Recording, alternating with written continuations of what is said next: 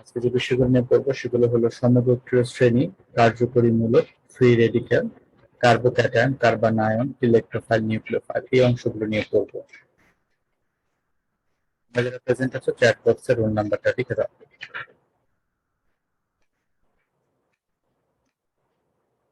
প্রথমে আসি আমরা সমগোত্রীয় শ্রেণীতে। এটা হলো একই ধরনের মৌল দ্বারা গঠিত বা একই মৌল দ্বারা গঠিত সমধর্মী যৌগ যৌগ সমূহকে ক্রমবর্ধমান আণবিক ভরের ক্রম অনুযায়ী সজ্জিত করলে বা আণবিক ভরের ক্রম অনুযায়ী অথবা কার্বন সংখ্যার বৃদ্ধির ক্রম অনুযায়ী সজ্জিত করলে পাশাপাশি দুটি যৌগের মধ্যে একটি মিথিলিন মূলকের পার্থক্য থাকে এবং এদের সংযুক্তি একটা সাধারণ সংকেত দ্বারা প্রকাশ করা যায়। তাহলে এদের যে সম্পর্কযুক্ত যে জৈব যৌগগুলো আছে তাদেরকে সমগোত্রক বলা হয়, আর এই শ্রেণীকে বলা হয় সমগোত্রীয় শ্রেণী। তাহলে একই ধরনের মৌলের সমন্বয়ে গঠিত যৌগসমূহকে তাদের আণবিক ভরের ক্রম অথবা কার্বন সংখ্যা ক্রম অনুযায়ী সজ্জিত করি, তাহলে পাশাপাশি দুটো যৌগের মধ্যে একটা মিথিলিন মূলকের পার্থক্য থাকবে এবং এদেরকে একটা সাধারণ সংকেত দ্বারা প্রকাশ করা যাবে। তবে সেই শ্রেণীকে সমগোত্রীয় শ্রেণী বলা হয়। আর সমগোত্রীয় শ্রেণীর প্রত্যেকটা সদস্যকে সমগোত্রক বলা হয়। যেমন অ্যালকেন কিন্তু একটা সমগোত্রীয় শ্রেণী। এর সদস্যগুলো হলো মিথেন, ইথেন, প্রোপেন, এরা সবাই হচ্ছে ওই অ্যালকেন সমগোত্রীয় শ্রেণীর সদস্য বা সমগোত্রক বলতে পারো। এখানে বিভিন্ন সমগোত্রীয় শ্রেণীর সাধারণ সংকেত দেওয়া আছে, যেমন অ্যালকেন উদাহরণ দেওয়া আছে মিথেন, ইথেন। তারপর অ্যালকিনের সাধারণ সংকেত দেওয়া আছে অ্যালকাইন, অ্যালকোহল, CnH2n+1OH। উদাহরণ দেওয়া আছে methanol, ethanol, aldehyde, CnH2n+1, CHO, এটা হচ্ছে ethanol, propanol, carboxylic acid, amine. এদের সাধারণ সংকেত এবং সমগোত্রীয় শ্রেণীর উদাহরণ দেওয়া আছে। অনেক সময় 6 নম্বর প্রশ্নে আসে এরকম প্রশ্ন যে ইথানল আর প্রোপানল এরা যে পরস্পর একই সমগোত্রীয় শ্রেণীর সদস্য ব্যাখ্যা করো, অথবা ইথেন এবং প্রোপেন একই সমগোত্রীয় শ্রেণীর সদস্য ব্যাখ্যা করো। আমরা যদি তাদের সংকেতগুলো লিখি, হচ্ছে ইথেন আর প্রোপেন হচ্ছে এখানে।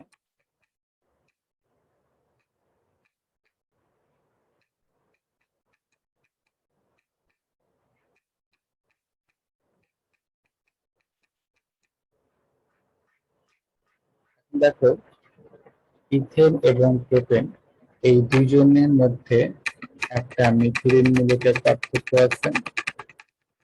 এরা একই ধরনের মৌলের সমন্বয়ে গঠিত এবং এদের একটা সাধারণ সংকেত CnH2n+2 এর দ্বারা প্রকাশ করা যায় এবং এদের রাসায়নিক ধর্ম সাদৃশ্যপূর্ণ, তাই এদেরকে পরস্পরের সমগোত্রক বলা হয় এবং তারা একই সমগোত্র শ্রেণীর সদস্য। এই ধরনের প্রশ্ন আসলে ঠিক এইভাবে আমাদেরকে ব্যাখ্যা করতে হবে, পয়েন্ট বাই পয়েন্ট ধরে, যে একই ধরনের মৌলের সমন্বয়ে গঠিত, এদের মধ্যে একটা মিথিলিন মূলকের পার্থক্য আছে, এদেরকে একটি সাধারণ সংকেত দ্বারা প্রকাশ করা যায়। এইভাবে লিখে আমাদেরকে প্রকাশ করতে হবে। তো সমগোত্রীয় শ্রেণীর বৈশিষ্ট্য হচ্ছে এরা অভিন্ন মৌল দ্বারা গঠিত, প্রথম বৈশিষ্ট্য। 2 নাম্বারটা হচ্ছে একটা সাধারণ সংকেত দ্বারা প্রকাশ করা যায়। 3 নাম্বার হলো আণবিক ভরের ভিত্তিতে পাশাপাশি দুটা সমগোত্রকের মধ্যে একটা মিথিলিন মূলকের পার্থক্য থাকে। 4 নাম্বার হচ্ছে প্রত্যেক সমগোত্রীয় শ্রেণীর একটা নির্দিষ্ট কার্যকরী মূলক থাকবে, যেমন ধরো কার্বক্সিলিক অ্যাসিড সমগোত্রীয় শ্রেণীর অন্তর্ভুক্ত, এই ক্ষেত্রে কার্বক্সিলিক অ্যাসিড মূলক থাকবে, যেটা কার্যকরী মূলক। অ্যালকিনের ক্ষেত্রে কার্বন কার্বন দ্বিবন্ধন থাকবে। তো মূলত সবগুলা সমগোত্রীয় শ্রেণীর একটা নির্দিষ্ট কার্যকরী মূলক থাকে। যেহেতু একটা নির্দিষ্ট কার্যকরী মূলক থাকে তাই এদের রাসায়নিক ধর্ম সাদৃশ্যপূর্ণ হয়।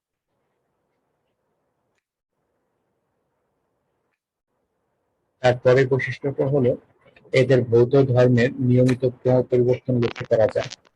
ভৌত ধর্মের একটা নিয়মিত পরিবর্তন আমরা দেখতে পাবো, মানে আণবিক ভর বা কার্বন সংখ্যার বৃদ্ধির সাথে সাথে তাদের ভৌত ধর্ম পরিবর্তিত হবে। যেমন মিথেন থেকে ইথেনে কিন্তু কার্বন সংখ্যা বেশি, তার গলনাঙ্ক স্ফুটনাঙ্ক বেশি। ইথেন থেকে প্রোপেনের বেশি, প্রোপেন থেকে বিউটেনের বেশি, বিউটেন থেকে পেন্টেনের বেশি।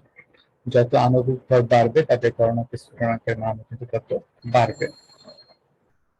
আবার দেখা যায় তাদের ঘনত্ব কিন্তু চেঞ্জ হয়। যেমন মিথানল থেকে ইথানলের ঘনত্ব বেশি, ইথানল থেকে প্রোপানল, প্রোপানল থেকে বিউটানল। যত আণবিক ভর বাড়বে তাদের ঘনত্ব তত বাড়বে। চাপটাও কিন্তু চেঞ্জ হয়।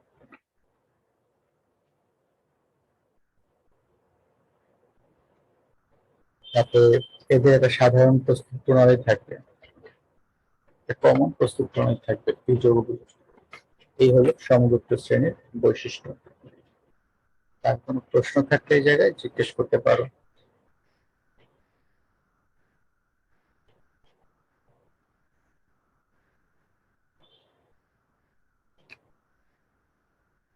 এরপর আসে আমরা কার্যকরী মূলক।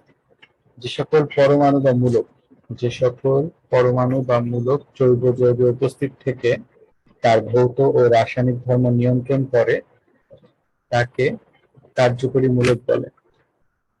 জৈব যৌগের ভৌত ও রাসায়নিক ধর্ম নিয়ন্ত্রণ করে তাকে বলা হয় কার্যকরী মূলক। এই কার্যকরী মূলকের উপরে কিন্তু নির্ভর করে তার ভৌত ধর্ম ও রাসায়নিক ধর্ম। যেমন আমি যদি অ্যালকিনের কথা বলি, যেমন এর একটা উদাহরণ হচ্ছে ইথিন।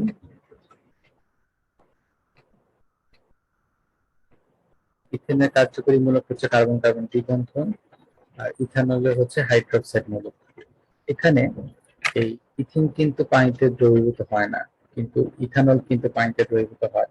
তাহলে এটা কিন্তু নির্ভর করতেছে ওই কার্যকরী মূলকের উপরে। আবার ইথিনে যেহেতু কার্বন কার্বন দ্বিবন্ধন আছে, সে মূলত চায় তার যে পাই বন্ধনটা আছে সেই পাই বন্ধনটা ভেঙে সে একক বন্ধন তৈরি করবে। আর ইথানল চায় সেখান থেকে হাইড্রোক্সাইড মূলকটাকে সরায়া অন্য কোনো মূলক নিয়ে আসবে, অথবা এখান থেকে হাইড্রোজেনকে সরায়া অন্য কাউকে নিয়ে আসবে, মানে প্রতিস্থাপন করতে চায়। তাহলে এই কার্যকরী মূলকের উপর কিন্তু নির্ভর করতেছে তার রাসায়নিক দিকটা কেমন হবে বা তার রাসায়নিক ধর্ম কেমন হবে। এখানে কিছু কার্যকরী মূলকের নাম দেওয়া আছে এবং তাদের আহ কার্যকরী মূলকের সংকেত দেওয়া আছে, উদাহরণ দেওয়া আছে। যেমন অ্যালকেন, এটা হচ্ছে সমগোত্রীয় শ্রেণী বা যৌগের শ্রেণীর নাম। আর কার্যকরী মূলকের নাম হচ্ছে কার্বন কার্বন একক বন্ধন। এটা হচ্ছে সেই কার্যকরী মূলকের সংকেত, উদাহরণ হচ্ছে মিথেন। অ্যালকিন হচ্ছে কার্বন কার্বন দ্বিবন্ধন, এটা হচ্ছে তার উদাহরণ, সংকেত, উদাহরণ হচ্ছে ইথিন। আর অ্যালকাইন হচ্ছে কার্বন কার্বন ত্রিবন্ধন থাকবে, এটা হচ্ছে তার সংকেত, উদাহরণ হচ্ছে ইথাইন।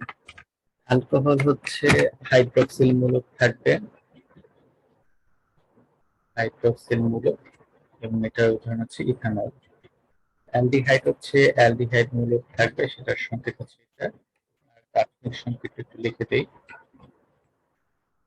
এটা হচ্ছে তার প্রাথমিক সংকেত, হচ্ছে ইথানল। কার্বক্সিলিক অ্যাসিড, এটা হচ্ছে কার্বক্সিলিক মূলক থাকবে, এটার সংকেত দেওয়া আছে এখানে। আমি জাস্ট প্রাথমিক সংকেতটা একটু লিখে দেই,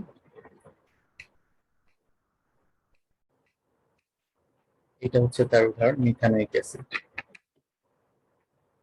তারপর হচ্ছে কিটোন। কিটোন হচ্ছে কিটোনিক মূলক বা কার্বনিল মূলক, এটা হচ্ছে তার সংকেত, উদাহরণ হচ্ছে অ্যাসিটোন। ইথার, ইথার হচ্ছে ইথার মূলক, এটার সংকেত পাশে দেওয়া আছে এবং উদাহরণ হলো ডাইমিথাইল ইথার। অ্যামিন, অ্যামিনের কার্যকরী মূলকের নাম হচ্ছে অ্যামিনো মূলক, এ হচ্ছে তার সংকেত, উদাহরণ হচ্ছে ইথাইল অ্যামিন। সায়ানাইড হচ্ছে সায়ানো মূলক, সংকেত, আর এটা হলো ইথাইল সায়ানাইড। নাইট্রোমূলক, এটা হচ্ছে কার্যকরী মূলকের নাম, এটা সংকেত, আর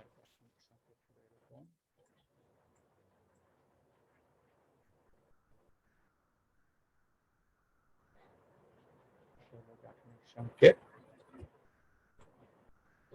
চিহ্ন হবে, হ্যাঁ? আচ্ছা, এই চিহ্ন হবে, আর এটা উদাহরণ হচ্ছে নাইট্রোবেনজিন। এস্টার হচ্ছে এস্টার মূলক, হচ্ছে ইথাইল অ্যাসিটেট।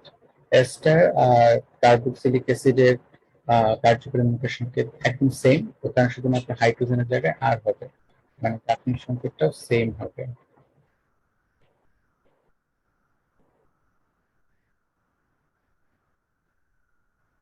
হচ্ছে অ্যাসিড অ্যানহাইড্রাইড মূলক, এটা হচ্ছে তার সংকেত, তার গাঠনিক সংকেতটা লিখে দিতেছি।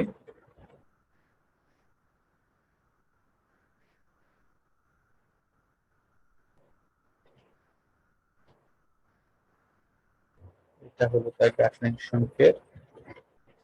আর উদাহরণ হলো ইথানোয়িক অ্যানহাইড্রাইড। তো কার্যকরী মূলকগুলোর গাঠনিক সংকেত জানতে হবে, এগুলো অনেক সময় এমসিকিউতে আসে, ক নাম্বারের প্রশ্ন তো আসতে পারে। আর কার্যকরী মূলকের সংজ্ঞাটা খুবই খুবই গুরুত্বপূর্ণ। তারপর সমগোত্র শ্রেণীর সংজ্ঞা, আহ, বৈশিষ্ট্য, আর সাথে আমি যেটা বলছিলাম দুই ধরনের একটা প্রশ্ন আসে, যেটা যোগ্য দেওয়া থাকতে পারে, এটা যোগ্য যে একই সমগোত্র শ্রেণীর সদস্য বা একই সমগোত্র শ্রেণীর সদস্য না, তা ব্যাখ্যা করো, ক নাম্বারের প্রশ্ন। এবার আসি আমরা আক্রমণকারী গ্রুপের ক্ষেত্রে। আক্রমণকারী গ্রুপগুলো হলো মানে যখন একটা জৈব মানে বিক্রিয়া ঘটে বা কোন একটা রাসায়নিক বিক্রিয়া ঘটে জৈব যৌগে, তখন একটা আক্রমণকারী গ্রুপ থাকে। তো এই আক্রমণকারী বিকারক হচ্ছে তিন প্রকার, একটা হচ্ছে ফ্রি রেডিক্যাল, একটা হচ্ছে ইলেকট্রোফাইল, আর একটা হচ্ছে নিউক্লিওফাইল। হ্যাঁ, তো আমাদের এখানে যে জৈব যৌগগুলো আছে এদের মধ্যে সাধারণত সবই হচ্ছে সমযোজী বন্ধন। আর সমযোজী বন্ধন হচ্ছে ইলেকট্রন শেয়ারের মাধ্যমে হয়। উভয় পরমাণু সমান সংখ্যক ইলেকট্রন দিয়ে একটা ইলেকট্রন জোড় গঠন করে। সেই ইলেকট্রন জোড়টা উভয় পরমাণু সমানভাবে শেয়ার করার মাধ্যমে সমযোজী বন্ধন তৈরি করে। এখন এই সমযোজী বন্ধনকে যদি আমরা বিভাজিত করি, তাহলে সেটা দুই ভাবে বিভাজিত করা সম্ভব। একটা হচ্ছে সুষম বিভাজন, একটা হচ্ছে বিষম বিভাজন। সুষম বিভাজন বলতে বোঝাচ্ছে এই যে দুটা পরমাণু ইলেকট্রন শেয়ারের মাধ্যমে সমযোজী বন্ধন তৈরি করছিল, সে তার ইলেকট্রন নিয়ে আলাদা হয়ে যাবে, সে যে ইলেকট্রন গুলো দিচ্ছিল সেই ইলেকট্রন গুলো নিয়ে আলাদা হয়ে যাবে, এবং দুজনই সমান সংখ্যক ইলেকট্রন নিয়ে আলাদা হয়ে যাবে। এটাকে বলা হয় সুষম বিভাজন। আর বিষম বিভাজন বলতে বোঝায় একজনই বন্ধনের ইলেকট্রন গুলো নিয়ে চলে যাবে, আর আরেকজনের ভাগে কিছু জুটবে না। যে ইলেকট্রন গুলো নিয়ে চলে যাচ্ছে সে হচ্ছে ঋণাত্মক আধান যুক্ত, আর যার কপালে কিছুই জুটতেছে না সে হচ্ছে ধনাত্মক আধান বিশিষ্ট।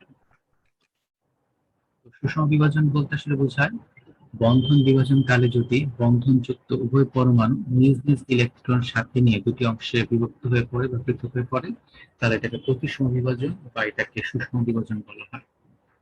যেমন হাইড্রোক্লোরিক অ্যাসিডের এখানে হাইড্রোজেন একটা ইলেকট্রন দিচ্ছে, ক্লোরিন একটা ইলেকট্রন দিয়ে এই ইলেকট্রন জোড়া দুজন সমানভাবে শেয়ার করতেছে।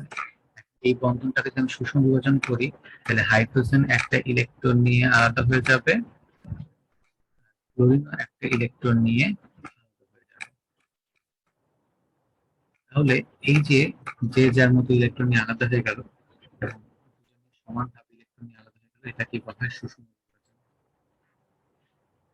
যেমন প্রোপেনের ক্ষেত্রে দেখো, এখানে কার্বন কার্বন যে বন্ধন ছিল সেই বন্ধনটা যখন সুষম বিভাজন ঘটলো, তখন এই পাশের এই মিথাইল মূলকটা বন্ধনের একটা ইলেকট্রন নিয়ে আলাদা হয়ে গেল, আর এখানে ইথাইল মূলকের এই কার্বনটা আরেকটা ইলেকট্রন নিয়ে আলাদা হয়ে গেল। এই যে এই যার মতো একটা একটা করে ইলেকট্রন নিয়ে আলাদা হয়ে গেল, এটাকে বলা হয় সুষম বিভাজন। যখন এই সমযোজী বন্ধনের সুষম বিভাজন ঘটে, তখন তোমার এই যে বিজোড় ইলেকট্রন বিশিষ্ট বা বিজোড় ইলেকট্রন যুক্ত পরমাণু বা মূলক যখন তৈরি হয়, সেটাকে আমরা বলি ফ্রি রেডিক্যাল বা মুক্ত মূলক। যেমন এখানে এই যে প্রোপেনের যে বিভাজনটা হলো সুষম বিভাজন, এর ফলে এখানে মিথাইল মূলক একটা ইলেকট্রন নিয়ে আলাদা হয়ে গেল, ইথাইল মূলক একটা ইলেকট্রন নিয়ে আলাদা হয়ে গেল।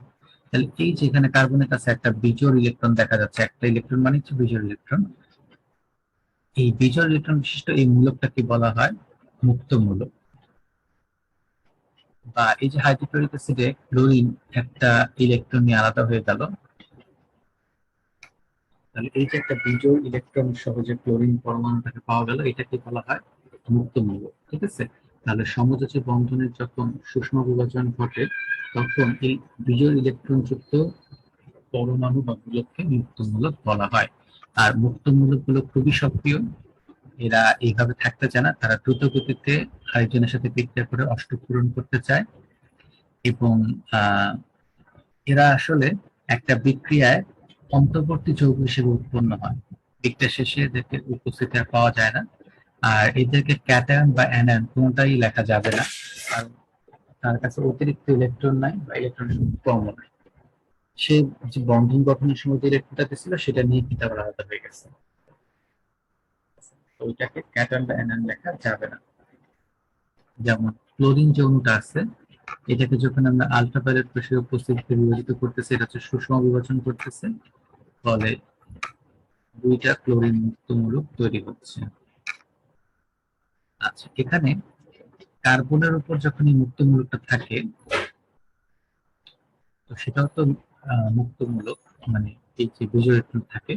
তো এইভাবে আমরা আসলে অ্যালকাইল মূলকের যে মুক্তমূলক তৈরি হয় সেটাকে আমরা কয়েকটা শ্রেণীতে বিভক্ত করতে পারি। অ্যালকাইল মূলকের যে মুক্তমূলক, যেমন মিথাইল মুক্তমূলক, এটা হচ্ছে 0°, এটাকে 0° মুক্তমূলক বলা হয়, এটাকে 1° বলা হয়, এটাকে 2° মুক্তমূলক বলা হয়, আর এটাকে 3° মুক্তমূলক বলা হয়। এটার ব্যাখ্যাটা হচ্ছে তোমার যে কার্বনের উপর মুক্ত মূলকটা আছে তার সাথে যদি তিনটা অ্যালকাইল মূলক যুক্ত থাকে, যেমন এখানে যে মুক্ত মূলকটা আছে আমি গোল চিহ্ন দিয়ে দিচ্ছি, তার সাথে তিনটা অ্যালকাইল মূলক যুক্ত আছে, তাই এটাকে বলা হয় 3°। আর এর পরেরটাতে এখানে যে মুক্ত মূলকটা আছে কার্বনের সাথে, তার সাথে দুইটা অ্যালকাইল মূলক আছে, তাই এটাকে বলা হয় 2° বা সেকেন্ডারি। আর এর পরেরটাতে একটা মাত্র অ্যালকাইল মূলক আছে, এটাকে বলা হয় 1° বা প্রাইমারি, আর এটাকে বলা হয় 0°। এই হচ্ছে চার ধরনের মুক্ত মূলক। এখন আমি যদি চার ধরনের মুক্ত মূলকের স্থায়িত্ব এবং সক্রিয়তা একটু বিচার করতে চাই, তাহলে কিভাবে ব্যাখ্যা করবো সেটা আমি দেখবো। তোমরা কি 1°, 2°, 3° এগুলো কি বুঝতে পারছো? কারো কোনো প্রশ্ন থাকলে জিজ্ঞেস করতে পারো।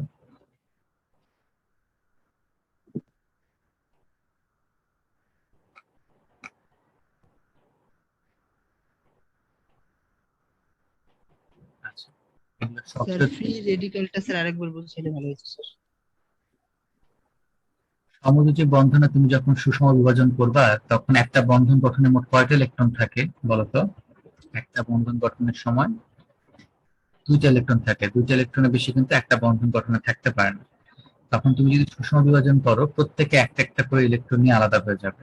হুম। তো এই যে একটা বিজোড় ইলেকট্রন বিশিষ্ট পরমাণু তৈরি হলো বা ধরো মূলক তৈরি হলো, এগুলা কি বলা হয় মুক্ত মূলক। তার কাছে অতিরিক্ত ইলেকট্রনও নাই, আবার কম ইলেকট্রন নাই, সে যে ইলেকট্রনটা দিয়ে বন্ধন তৈরি করছিল সে তার শেয়ারটা নিয়ে আলাদা হয়ে গেছে, সে ছিল জোড় অবস্থায়, এখন হয়ে গেছে বিজোড় অবস্থায়। তাহলে এই যে বিজোড় ইলেকট্রন বিশিষ্ট পরমাণু বা মূলক তৈরি হচ্ছে, এটা কি বলা হয় মুক্ত মূলক। তাহলে তো স্যার ফ্রি রেডিক্যাল আর সুষম বিভাজন এই দুইটা তো প্রায় এক স্যার, একই তো। সুষম বিভাজনের ফলে তো মুক্তমূলক তৈরি হয়, দুটা একই জিনিস, মানে তো ওইটার ফলে এটা তৈরি হয়। হ্যাঁ, সুষম বিভাজন হইলে মুক্তমূলক তৈরি হবে, আর না হলে মুক্তমূলক তৈরি হবে না। আচ্ছা, এখন আসি এই যে চার ধরনের মুক্তমূলক আমি দেখলাম, এতে সক্রিয়তা এবং তোমার আহ, স্থায়িত্ব নিয়ে। এখন এই যে মুক্তমূলক স্যার একটা গুলো, প্রশ্ন। হ্যাঁ বলো। স্যার বইয়ে তো বট CH3 তে যে মুক্তমূলকটা আছে এটাকে মিথাইল ফ্রি রেডিক্যাল 1° লেখা, হ্যাঁ, এটার মানে কি? কোন জায়গায় প্রাইমারিও লেখা আছে, এটাকে জিরো জি ডিগ্রি স্যার। দিতে পারে, এটাকে প্রাইমারিও বলতে পারি, তাতে কোনো সমস্যা নেই। মিথাইলটা যেটা, আর যেটাতে একটা মাত্র তার মিথাইল মূলক থাকবে সেটা অবশ্যই 1°, ওটা 2° হবে না। আর পরেরটাতে যেটা দেখো দুইটা মিথাইল মূলক যুক্ত আছে ওটা হচ্ছে 2°, আর যেটা তিনটা অ্যালকাইল মূলক থাকবে সেটা হচ্ছে 3°। এটাকে 0° বলতে পারো, এটাকে প্রাইমারিও বলতে পারো। স্যার এখানে 1°, 2° এগুলো দিয়ে আসলে কি বোঝানো হয়? এটা হচ্ছে প্রচলিত পদ্ধতির নামকরণের একটা অংশ। 1°, 2°, 3°, বা প্রাইমারি, সেকেন্ডারি, টার্সিয়ারি, এইভাবে নামকরণ গুলো করা হইতো অ্যালকাইল মূলক। এটা just তার সাথে কয়টা অ্যালকাইল মূলক যুক্ত আছে তার উপর বেস করে এটা এই ডিগ্রিটা নির্ধারণ করা হয়েছে। অ্যালকাইল মূলক, হ্যাঁ, শুধু মিথাইল মূলক না, যে কোনো অ্যালকাইল মূলক যুক্ত থাকলে, একটা যুক্ত থাকলে 1 ডিগ্রি, দুটো থাকলে 2 ডিগ্রি, তিনটে থাকলে 3 ডিগ্রি, কোনো কিছু না থাকলে সেটাকে অ্যাকচুয়ালি প্রাইমারি বলা হয়। ঠিক আছে? আচ্ছা, এখন জি দেখো স্যার। এই যে যে কার্বনটাকে আমি গোল দিয়ে রাখলাম 3 ডিগ্রিতে, হ্যাঁ, এখানে কার্বনের কিন্তু অষ্টক পূরণ হয় নাই, তার কিন্তু অষ্টক পূরণ হইতে আরো একটা ইলেকট্রন দরকার। তার চারপাশে মোট 7টা ইলেকট্রন আছে, মোট 3টা সমযোজী বন্ধন আছে। ওই 3টা সমযোজী বন্ধনের জন্য হচ্ছে 3 দুগুণা 6টা ইলেকট্রন, আর একটা ওই যে অতিরিক্ত ইলেকট্রন আছে, মোট 7টা ইলেকট্রন আছে তার চারপাশে। অষ্টক কিন্তু পূরণ হয় নাই, তাহলে যে কোনো পরমাণু কি করতে চায়, অষ্টক পূরণ করতে চায় তার স্থিতিশীলতার জন্য, তাই না? তাহলে এখানে এই কার্বনটা দ্রুত গতিতে কারোর সাথে যুক্ত হয়ে বা বন্ধন তৈরি করে কি করতে চাবে, অষ্টক পূরণ করতে চাবে। এখন তার চারপাশে মোট কয়টা মিথাইল মূলক যুক্ত আছে বা অ্যালকাইল মূলক যুক্ত আছে? 3টা যুক্ত আছে, তাই না? 3টা দেখতে পাচ্ছি। আর আরেকটা কথা তোমাদের বলে রাখছি, এটা সবসময় মাথায় রাখবা, সেটা হচ্ছে এই মিথাইল মূলক গুলো বা অ্যালকাইল মূলক গুলোকে বলা হয় দাতা। তারা ইলেকট্রন ঘনত্ব পাশের পরমাণুর দিকে দিয়ে দেয়, তাদেরকে কি বলা হয়? দাতা বলা হয়। তাহলে এই 3জন যদি মাঝখানের আহ, মুক্তমূলক বিশিষ্ট কার্বনের দিকে ইলেকট্রন ঘনত্ব দিয়ে দেয়, কারণ তার তো ঘাটতি আছে, তার দিকে যদি দিয়ে দেয়, তাহলে তার যে ইলেকট্রনের ঘাটতি আছে সেটা কি হবে, অনেকাংশে পূরণ হয়ে যাবে না? কথাটা কি বুঝতে পারছো তোমরা? এই 3জন যদি এই মাঝখানে কার্বনের দিকে ইলেকট্রন দিয়ে দেয়, কারণ তার ইলেকট্রনের ঘাটতি আছে, সে বাকি সবার কাছ থেকে ইলেকট্রন চাচ্ছে, তো যারা দাতা আছে তারা তার দিকে ইলেকট্রন ঘনত্ব দিয়ে দিচ্ছে, ফলে তার যে ইলেকট্রনের ঘাটতি ছিল সেটা কিন্তু কিছুটা প্রশমিত হয়ে যাবে। যদি প্রশমিত হয়ে যায় তাহলে সে কিন্তু আর কারোর সাথে বিক্রিয়া করতে চাবে না, তার মানে তার সক্রিয়তাটা কমে গেল, কারণ ইলেকট্রনের ঘাটতি অনেকটা পূরণ হয়ে গেছে, সক্রিয়তা কমে গেছে আর স্থায়িত্বটা বেড়ে গেছে। এটাকে সবাই বুঝতে পারছো? যদি কারো প্রশ্ন থাকে কোনো, সে জিজ্ঞেস করতে পারো। এটাকে বলা হয় অ্যালকাইল মূলকের প্রভাব। অ্যালকাইল মূলকের প্রভাব বলা হয়। সবাই যদি এটা বুঝে থাকো তো ঠিক আছে, কার যদি প্রশ্ন থাকে সে জিজ্ঞেস করতে পারো। আচ্ছা, দ্বিতীয়টাতে দেখো যেটা 2 ডিগ্রি, সেখানে 2টা অ্যালকাইল মূলক আছে, তাহলে এখানে দাতার সংখ্যা কম। দাতার সংখ্যা কম হওয়ার কারণে এখানে মাঝখানের কার্বন যেটা মানে মুক্তমূলক কার্বন যেটা, তার চারপাশে ইলেকট্রন ঘনত্ব কম হবে, আর ইলেকট্রন ঘনত্বটা কম হওয়ার কারণে সে দ্রুত কারোর সাথে বিক্রিয়া করে সম্পৃক্ত হতে চাবে বা অষ্টক পূরণ করতে চাবে, তাই তার সক্রিয়তা একটু বেশি, আর যেহেতু সক্রিয়তা বেশি তাই স্থায়িত্ব কম।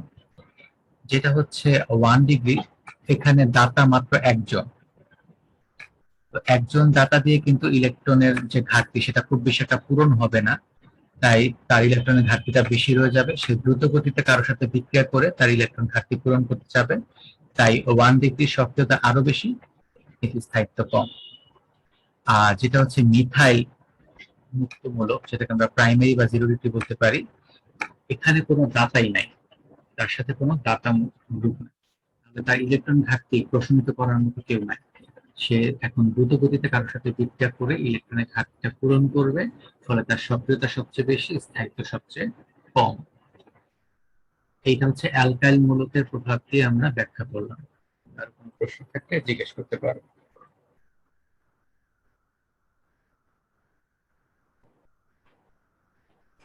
স্যার এখানে কি অ্যালকাইল ছাড়া অন্য কোনো মূলক যুক্ত হতে পারে না? অ্যালকাইল ছাড়া অন্য কোনো মূলক যুক্ত হলে সেটা 1 ডিগ্রি 2 ডিগ্রির যে অংশটা ওটা চেঞ্জ হয়ে যাবে। হ্যাঁ, অন্য কোনো যুক্ত হতে পারে, মিথাইল মূলক ছাড়া যুক্ত হতে পারে, অ্যালকাইল মূলক ইথাইল প্রোপাইল বিউটাইল যুক্ত হতে পারে। তুমি যদি ক্লোরিন দাও বা ব্রোমিন দাও বা হাইড্রোজেন অন্য কিছু দাও, তাহলে কিন্তু ডিগ্রিটা চেঞ্জ হয়ে যাবে। ডিগ্রিটা নির্ভর করে হচ্ছে কয়টা অ্যালকাইল মূলক যুক্ত আছে বা তার সাথে কয়টা হাইড্রোজেন আছে তার। এটার স্থায়িত্বটা ব্যাখ্যা করা হয় অ্যালকাইল মূলকের প্রভাব দিয়ে।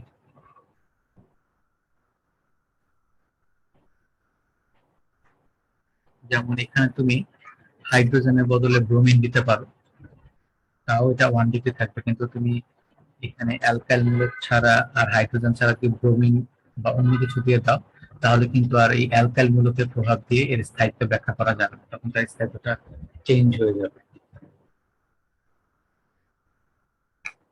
আচ্ছা, আর এখানে আরেকটা দিয়ে স্থায়িত্ব ব্যাখ্যা করা যায়, সেটাকে বলা হয় হাইপার কনজুগেশন।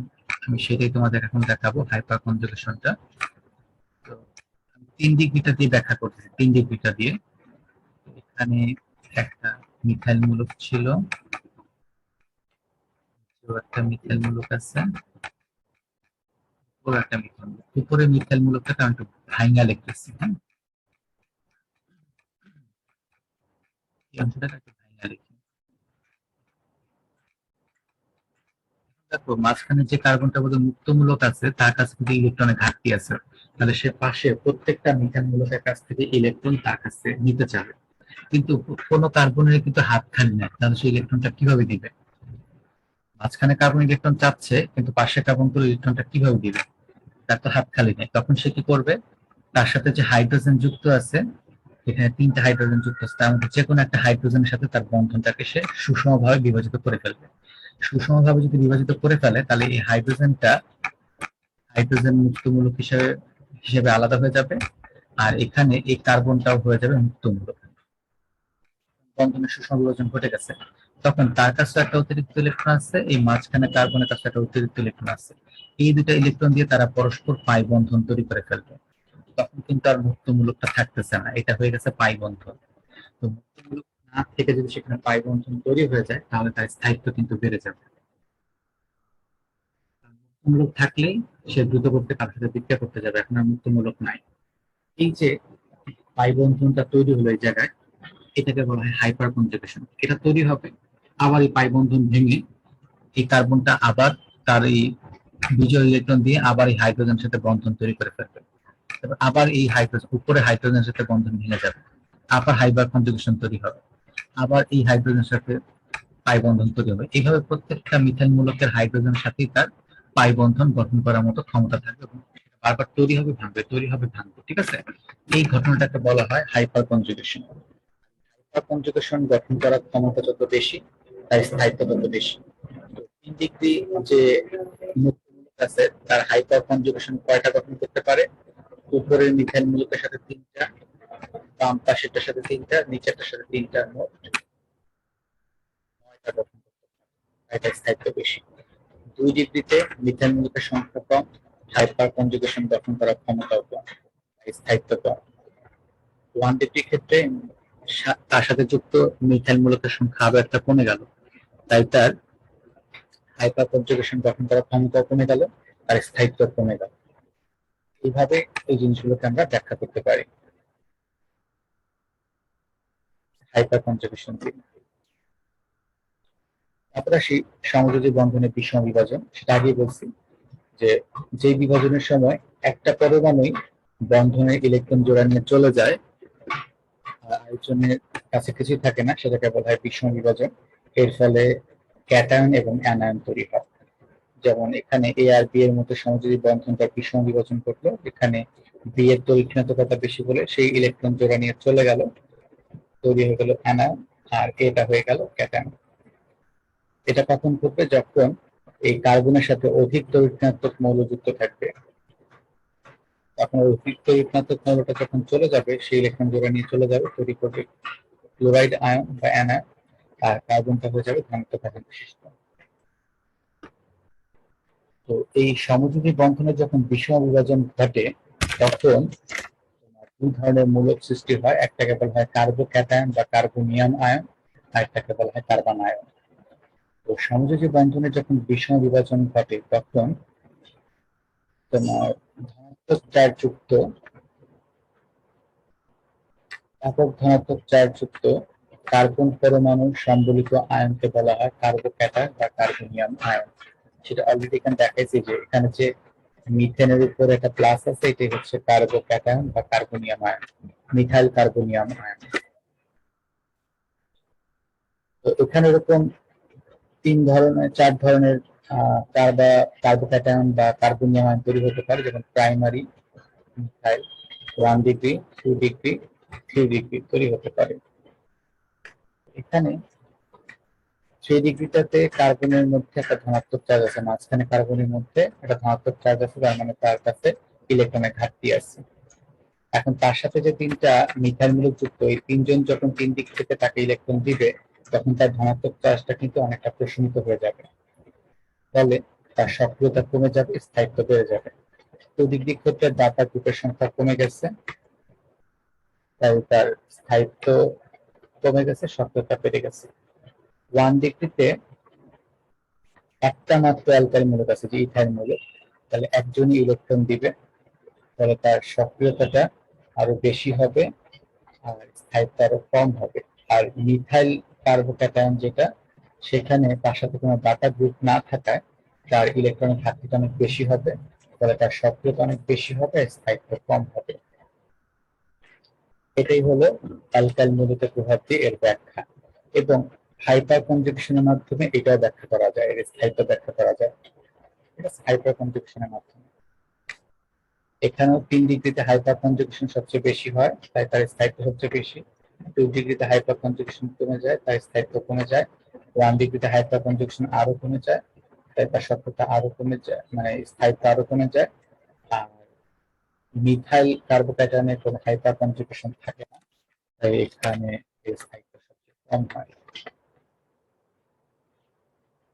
ঠিক এটার মতো এখানে যে হাইপার কনজুগেশন দেখাচ্ছে ঠিক এরকমই, তবে এখানে যেটা হবে, এই হাইড্রোজেনটা প্লাস আকারে বের হয়ে যাবে, আর কিছুই না, প্লাস আকারে বের হয়ে যাবে। আর এই কার্বনটা হয়ে যাবে মাইনাস, এই উপরে কার্বনটা হয়ে যাবে মাইনাস, সে তার অতিরিক্ত ইলেকট্রন দিয়ে এই মাঝখানে কার্বনের সাথে একটা পাই বন্ধন তৈরি করবে। ঘটনা একই রকম, হ্যাঁ, একদম একই রকম ঘটনা ঘটবে এখানে। তারপর আসি আমরা কার্বন আয়ন। এটা হচ্ছে সমযোজী বন্ধনের যখন বিষম বিভাজন ঘটে, তখন ঋণাত্মক চার্জযুক্ত কার্বন পরমাণু সম্বলিত আয়নকে কার্বন আয়ন বলা হয়। এখানে কার্বনটা ঋণাত্মক আয়ন যুক্ত হবে।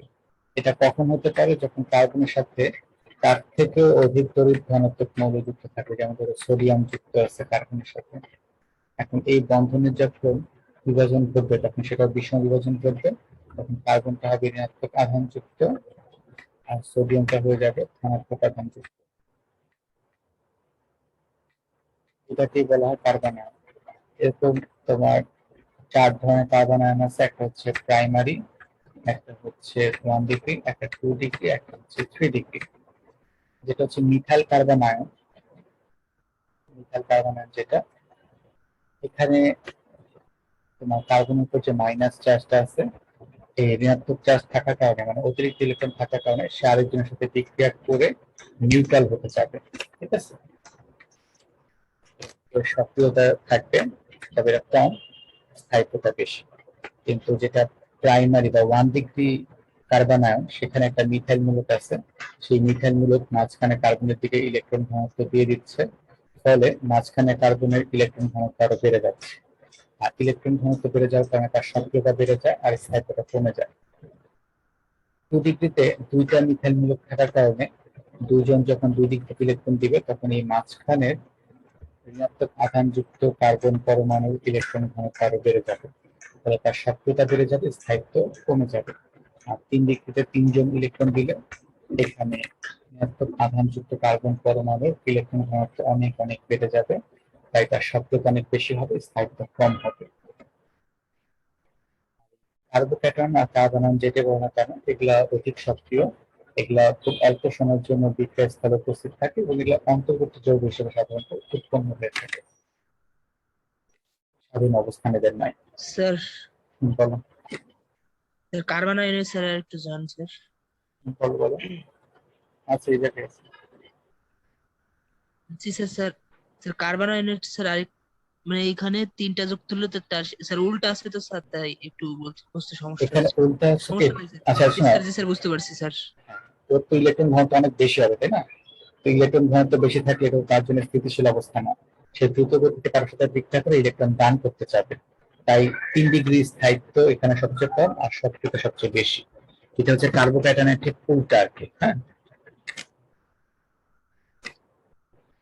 তারপরে হচ্ছে আমরা ইলেকট্রন আকর্ষী বিকারক বা ইলেকট্রোফাইল আর হচ্ছে নিউক্লিওফাইল এই দুটো সম্পর্কে জানবো। ইলেকট্রোফাইল হচ্ছে বা ইলেকট্রন আকর্ষী বিকারক হচ্ছে যে সকল বিকারকের ইলেকট্রনের প্রতি আসক্তি বেশি বা আকর্ষণ বেশি এবং বিক্রিয়াকালে ইলেকট্রন গ্রহণ করে তাদেরকে বলা হয় ইলেকট্রোফাইল। এগুলো ধনাত্মক আধান বিশিষ্ট হতে পারে এবং এগুলো প্রোশন নিউক্লিয় ইলেকট্রোফাইল হতে পারে। তবে যদি এগুলো প্রোশন ইলেকট্রোফাইল হয় তাহলে যেটা হবে, হয় তার অষ্টক অপূর্ণ আছে অথবা তার ফাঁকা অরবিটাল আছে, যে কোনো একটা শর্ত থাকতে হবে। ধনাত্মক ইলেকট্রোফাইল কোনগুলো? যেমন ধরো হাইড্রোনিয়াম আয়ন, কার্বোনিয়াম আয়ন বা carbocation, hydronium ion, halogenium ion. Halogenium ion গুলো হচ্ছে এরকম, যেমন ধরো ক্লোরিন প্লাস, এটাকে বলা হয় ক্লোরোনিয়াম আয়ন। এগুলো তৈরি করা সম্ভব, হ্যালোজেনকে ধনাত্মক আয়ন বিশিষ্ট করা সম্ভব। তারপর ব্রোমোনিয়াম আয়ন, এরকম। তারপর হচ্ছে প্রোটন আর স্যার প্রোশন। ক্লোরিন কি স্যার প্লাস হওয়া সম্ভব? হ্যাঁ, সম্ভব। তুমি যখন একটা ক্লোরিনের সাথে লুইস অ্যাসিডের বিক্রিয়া করবে, ধরো ফেরিক ক্লোরাইডের বিক্রিয়া করলাম, তখন ক্লোরিনের সাথে ক্লোরিনের যখন বন্ধনটা ভাঙবে, যেখানে ক্লোরিন ক্লোরিনের যে বন্ধন আছে এটা যখন ভাঙবে, তখন একটা ক্লোরিন ঋণাত্মক আধান বিশিষ্ট হবে আর একটা ক্লোরিন ধনাত্মক আধান বিশিষ্ট হবে। এই ঋণাত্মকটা এই ফেরিক ক্লোরাইডের সাথে এসে যুক্ত হয়ে যাবে আর আরেকটা ক্লোরিন প্লাস হিসেবে আলাদা হবে। এখানেও বন্ধনের সংযোগী বন্ধনে বিষম বিভাজন তৈরি করা সম্ভব। ঠিক আছে, এগুলো তোমরা দেখবা যখন আমরা ইলেকট্রোফিলিক প্রতিস্থাপন বিক্রিয়া দেখবো, তখন তোমরা এই বিভাজন গুলো দেখতে পাবা। তারপর আসে আমরা প্রোশন ইলেকট্রোফাইল, যেমন বোরন ট্রাইফ্লোরাইড। এখানে কিন্তু বোরনের অষ্টক অপূর্ণ আছে, এই জন্য সে ইলেকট্রন গ্রহণ করতেছে, সেটা প্রোশন electrophile. Aluminium chloride, ferric chloride, sulphur trioxide, এগুলো সব প্রোশন ইলেকট্রোফাইল। তাদের কাছে ধনাত্মক চার্জ নাই কিন্তু ইলেকট্রনের ঘাটতি আছে। টাইম শেষ হলে আবার এই লিঙ্কে জয়েন করবা। নিউক্লিওফাইল হচ্ছে যার নিউক্লিয়াসের প্রতি, আর নিউক্লিয়াসে কি থাকে, ধনাত্মক চার্জ থাকে। যার ধনাত্মক চার্জের প্রতি আকর্ষণ বেশি তাকে নিউক্লিওফাইল বলা হয়, এবং বিক্রিয়াকালে যে ইলেকট্রন ত্যাগ করে বা দান করে সেই হচ্ছে নিউক্লিওফাইল। এটা দুই প্রকার, একটা হচ্ছে ঋণাত্মক নিউক্লিওফাইল আর হচ্ছে প্রোশন নিউক্লিওফাইল। ঋণাত্মক নিউক্লিওফাইল গুলোর মধ্যে আছে কার্বন আয়ন, তারপর আছে halide ion, cyanide ion, alkoxide ion, এসব ঋণাত্মক আয়ন বিশিষ্ট। আর প্রোশন নিউক্লিওফাইল হচ্ছে যাদের কাছে মুক্ত জোড় ইলেকট্রন থাকে, যেমন ধরো অ্যামোনিয়া, পানির অণুতে দুইটা মুক্ত জোড় থাকে, পানির অণু। তারপর অ্যালকোহলের অক্সিজেনের দুইটা মুক্ত জোড় থাকে, এটা একটা প্রোশন নিউক্লিওফাইল। এখানে কিছু প্রোশন নিউক্লিওফাইলের সক্রিয়তার ক্রম দেওয়া আছে, যেমন nucleophilicity increases as the charge on the atom becomes more negative. মানে নিউক্লিওফাইলের সক্রিয়তা নির্ভর করে ওই আয়নের উপর ঋণাত্মক চার্জের ঘনত্বের উপর।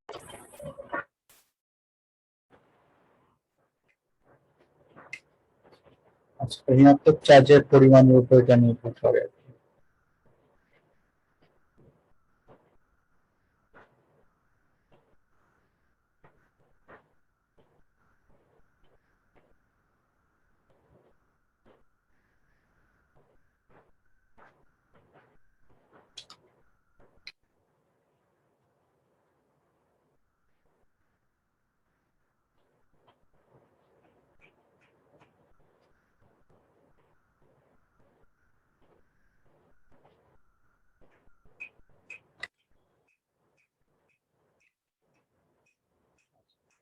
ঋণাত্মক চার্জের উপর নির্ভর করে, যেমন এই ধনাত্মক চার্জ বিশিষ্ট পরমাণু থেকে নিউট্রালটা বেশি, নিউক্লিওফাইলটা বেশি শক্তিশালী, তার থেকে ঋণাত্মক আধান বিশিষ্ট নিউক্লিওফাইলটা আরো বেশি শক্তিশালী। ঋণাত্মক আয়নগুলোর মধ্যে যার খাদ্য যত বেশি তার নিউক্লিওফিলিসিটিও তত বেশি। যেমন ফ্লোরাইড থেকে হাইড্রোক্সাইডের খাদ্য বেশি, তাই তার নিউক্লিওফিলিসিটি বেশি। আবার হাইড্রোক্সাইড থেকে অ্যামিনো মূলকটা বেশি, অ্যামিনো মূলক থেকে আবার মিথাইল কার্বন আয়নটা বেশি। আর হ্যালাইড গুলোর মধ্যে তাদের আকার যত বড় তাদের পোলারাইজেশন তত বেশি এবং তাদের নিউক্লিওফিলিসিটিও বেশি। যেমন আয়োডাইড এটা সবচেয়ে বেশি, তারপর ব্রোমাইড, তারপর ক্লোরাইড, তারপর ফ্লোরাইড। সবকিছু একটা ক্রম দেওয়া আছে। আর এখানে তোমাদের জন্য কিছু এমসিকিউ দেওয়া আছে, যেমন কোনটা অ্যালকেনের সদস্য, এর আনসার হচ্ছে ক। তারপর জৈব যৌগের কোন মৌলের উপস্থিতি বাধ্যতামূলক, এটা হচ্ছে হাইড্রোজেন। নিচের কোনটি নিউক্লিওফাইল, অ্যামোনিয়া। তারপর হচ্ছে এই যে মূলকটা দেওয়া আছে কার্যকরী মূলক, সংকেতটি কোন যৌগের কার্যকরী মূলক? এটা হচ্ছে কিটোনের, হ্যাঁ, প্রোপানন হচ্ছে এর উদাহরণ। আর কোনটি সমগোত্রের বৈশিষ্ট্য নয়? এটা হচ্ছে আণবিক ভরের অভিন্নতা, অভিন্ন আণবিক ভর, এগুলোই হলো এদের উদাহরণ। মানে এই অ্যান্সার হলো অ্যান্সার। আর এখানে জ্ঞানমূলক প্রশ্ন তোমাদের জন্য দেওয়া আছে, যেমন সমগোত্রীয় শ্রেণী কি, কার্বোক্যাটায়ন কার্বানায়ন কাকে বলে, কার্যকরী মূলক কাকে বলে, অলরেডি এই লেকচার আমরা এগুলো আলোচনা করছি। আর সমগোত্রীয় শ্রেণীর বৈশিষ্ট্য, এটা হচ্ছে অনুধাবনমূলক প্রশ্ন, বৈশিষ্ট্যগুলো এখানে লেকচারের মধ্যে দেওয়া আছে, সবগুলাই লিখতে হবে। আর 2 নম্বরটা হচ্ছে ইলেকট্রোফাইল ও নিউক্লিওফাইলের সক্রিয়তা ক্রম ব্যাখ্যা করো। অলরেডি কিন্তু নিউক্লিওফাইলের গুলো এখানে ব্যাখ্যা করা আছে, ইলেকট্রোফাইল গুলো আমরা ঠিক ওইভাবে ব্যাখ্যা করব। ধনাত্মক চার্জের সংখ্যার উপরে বা তাদের অম্ল ধর্মের উপর ভিত্তি করে। এই হলো আজকে লেকচারের অংশ। কারো কোনো প্রশ্ন থাকলে জিজ্ঞেস করতে পারো। স্যার স্যার এই জৈব রসায়ন কি হাজারি স্যারের বই পড়লেই হবে নাকি আরো এক্সট্রা কোনো বই লাগবে? হাজারি বই পড়লেও এনাফ, বইটা পড়লে এনাফ।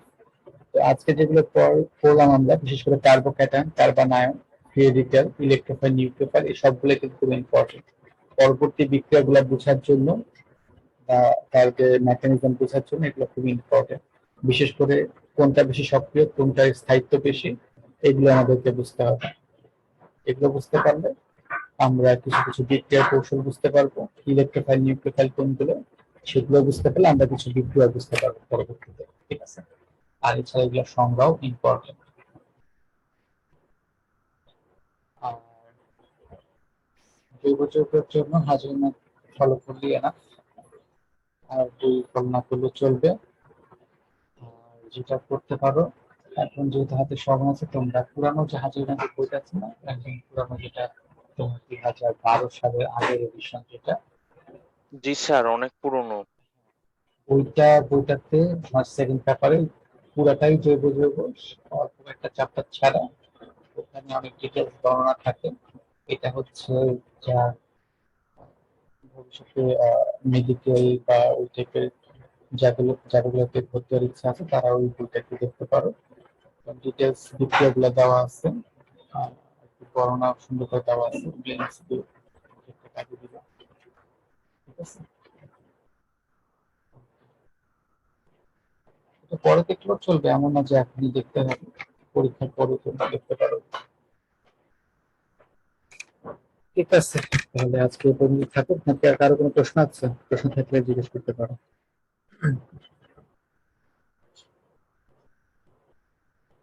ওকে, তাহলে আজকে এই পর্যন্ত থাকুক। সবাই ভালো থাকো, সুস্থ থাকো, এবং তোমাদের সবাইকে ধন্যবাদ।